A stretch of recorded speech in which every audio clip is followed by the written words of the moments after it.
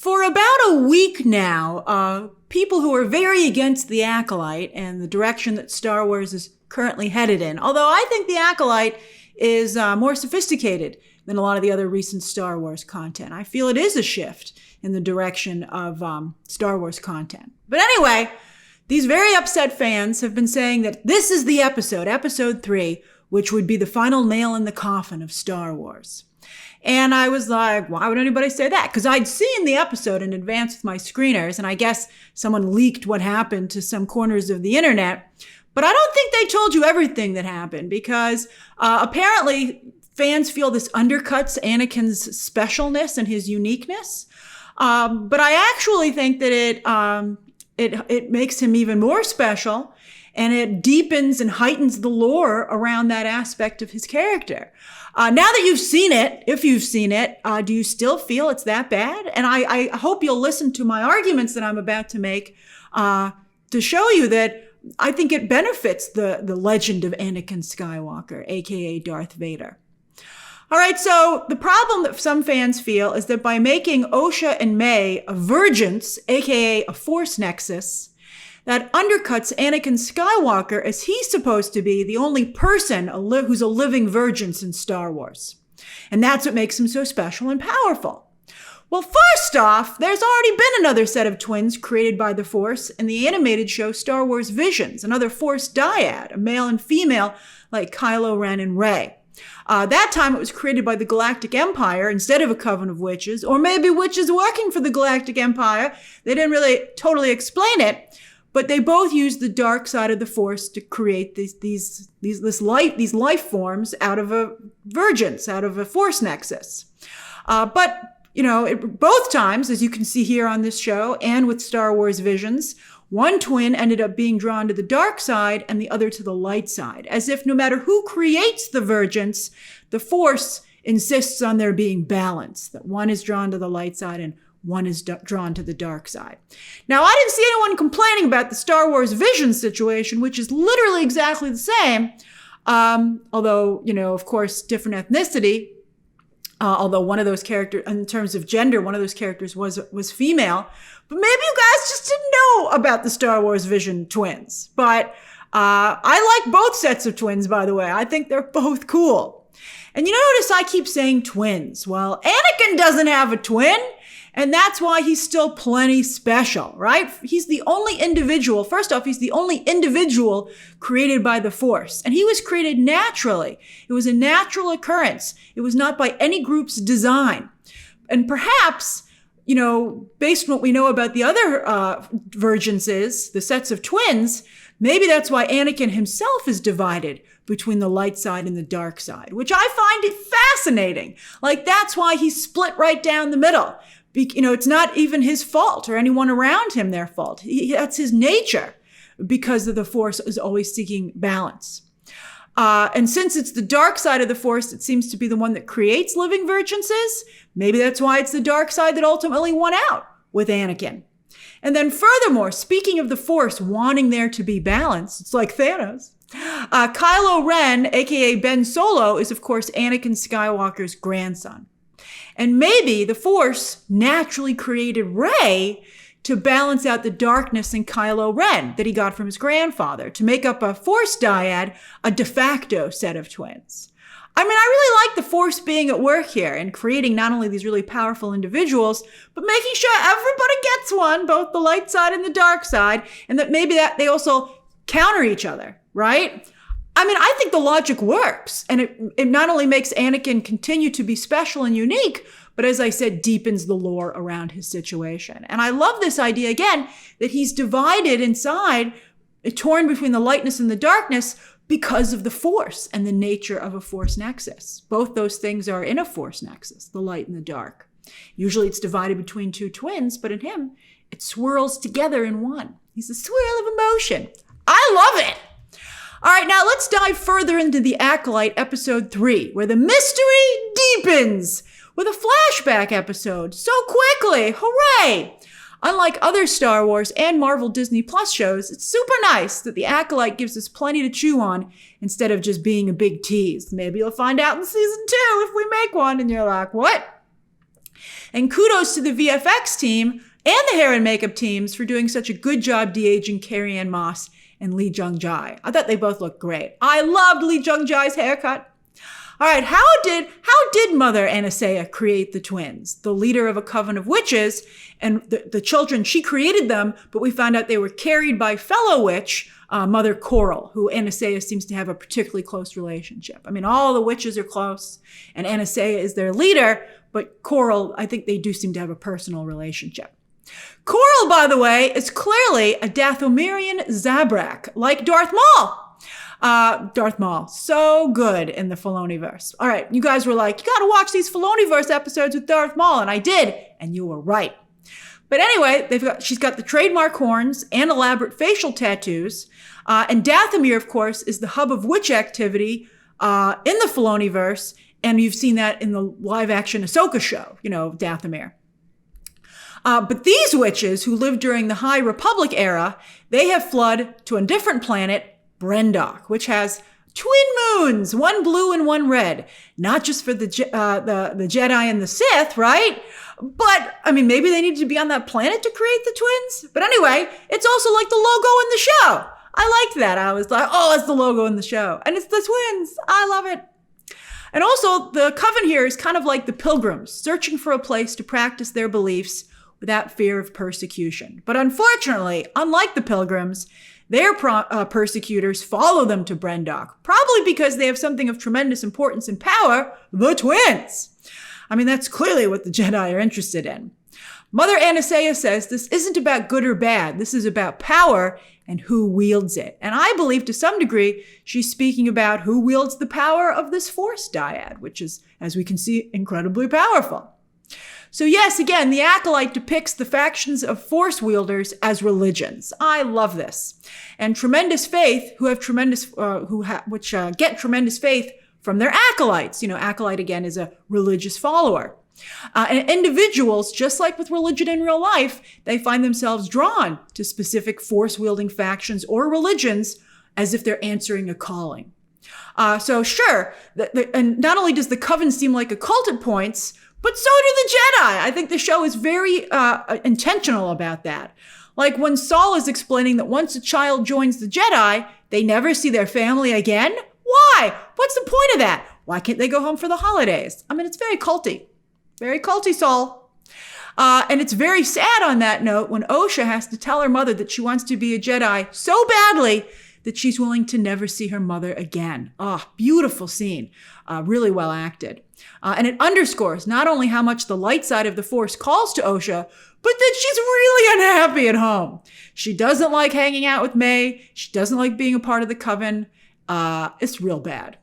All right, to Mother Aniseya's credit, she's respectful of Osha's wishes, at least hearing them and respecting them, as I said. But of course, we never find out if she was actually going to go along with them. Sometimes a parent does know best. Now, while the Jedi believe in good and bad, rigidly so, as she says, it's not about good or bad, it's about power and who wields it, Mother Aniseya and her coven live in the gray area, which is a different look for Star Wars witches, who tend to be depicted as on the dark side. Or maybe they've just always been misunderstood. Maybe they've always been in the middle. Maybe they're a little more complex. Thank you very much. But speaking of complexity in the gray area, don't forget there's such a thing as gray Jedi. For a while we thought Rey might be a gray Jedi, and maybe she is. But I feel like we've never really explored them enough. And I mean, The Acolyte is like a perfect show to explore gray Jedi in the gray area, which it's already starting to do. But the gray Jedi, of course, also walk that fine line between the dark and the light side of the Force. Now, witches are also almost all women. They certainly are here. And there's very much shades of Wonder Woman and Themyscira when we first get to the Coven and we see their interactions. And Mother Aniseya also speaks, she's such a wise woman. It's a shame that Osha and May don't value the wisdom that she so clearly has. I do.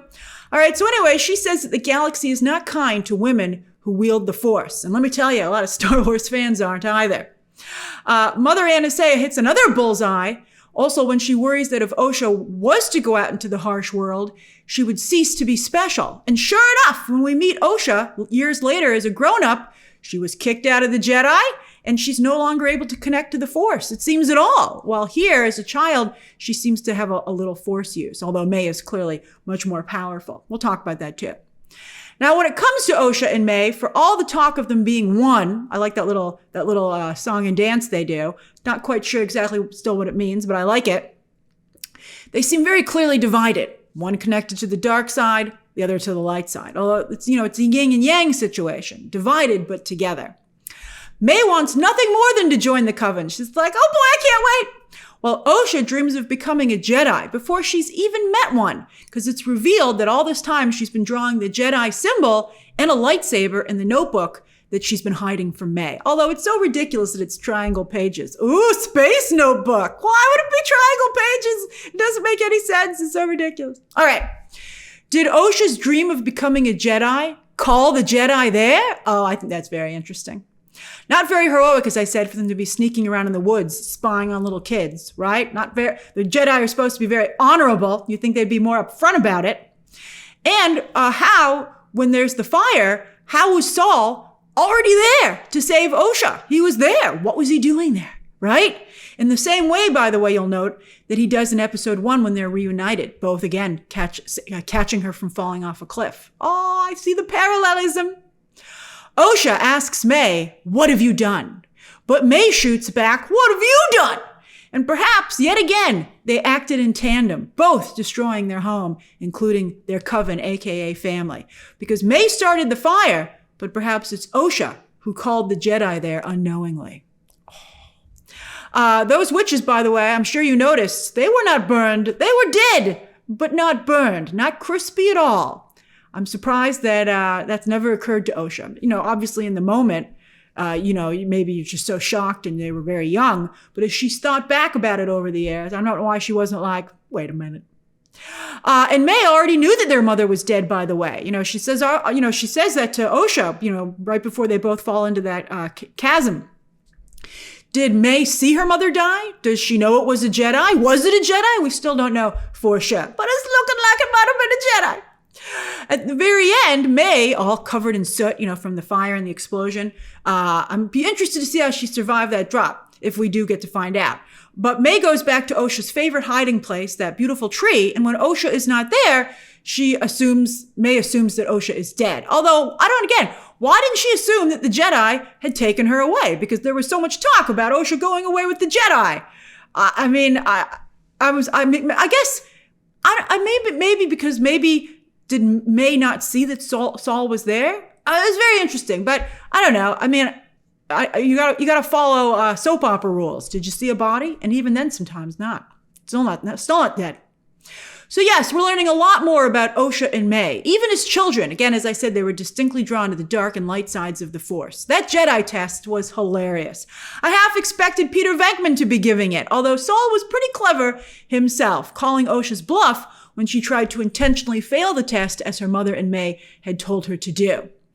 They also tested for those darn midichlorians, shades of episode 1 for sure. Not just with that, but also a real Qui-Gon Jinn and Anakin vibe, right? Lee Jung-jae, by the way, has said that he modeled Saul after Liam Neeson's famous Jedi. Saul was going after Force Nexus, right? And so was, it turns out, Qui-Gon Jinn. I guess it's interesting what kind of Jedi would appeal to those kind of individuals that were not only so much, really personify the Force, the good and the bad. Saul is such a great guy. All right. We hope. We don't know for sure. So Osha, Jedi that she is, cannot tell a lie and ends up passing the test. May is so upset by the idea of losing her sister, she decides she'd rather Osha were dead than a Jedi. I was like, wow, you just passed your dark side test.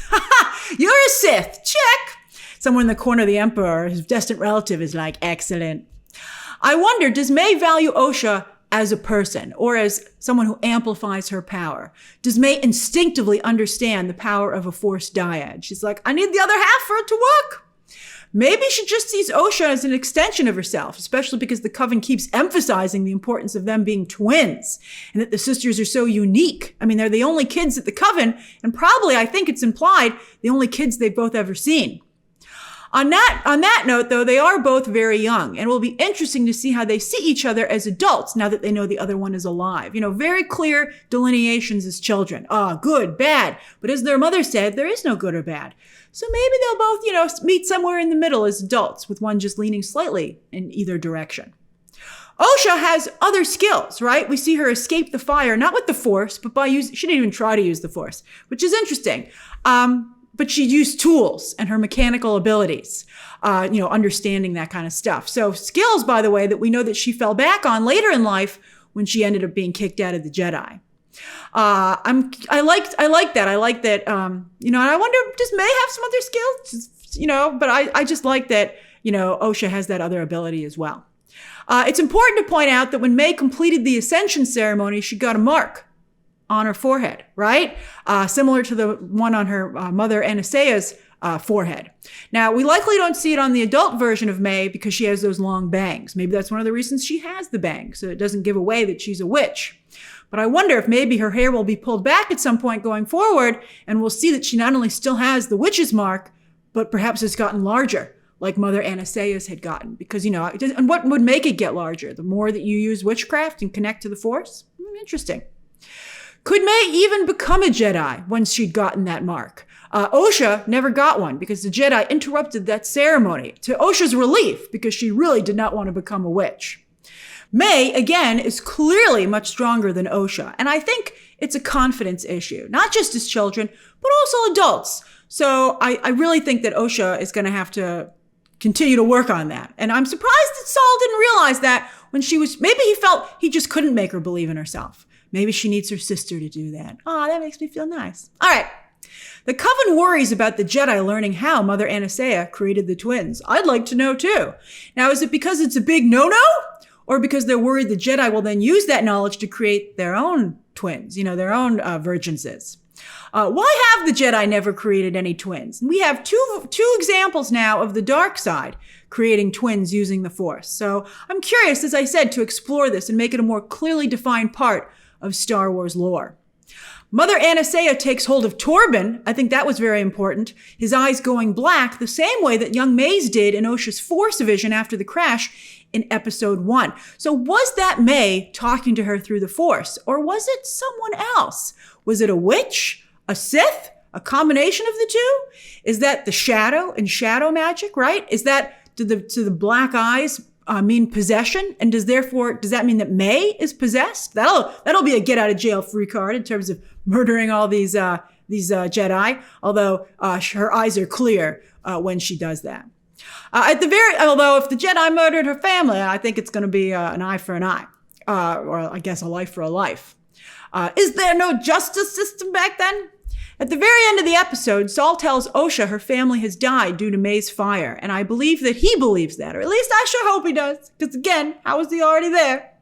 And then he promises her, you will never feel like this again. At first I was like, what kind of promise is that to make?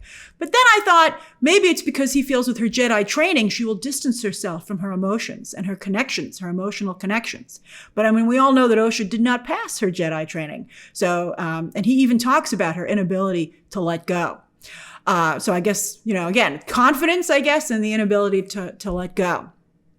Although May can't let go, and she's doing great with the Force. A selling point, I guess, for the dark side. You can still be upset about stuff. So I'm very curious. I do think that with that promise, that by the end of the season, the point will be made that he broke it. So what do you think of The Acolyte Episode 3, with all this new information about Osha, May, and Star Wars? Share those thoughts down below, subscribe today, and of course, as always, you can check out some more videos right now.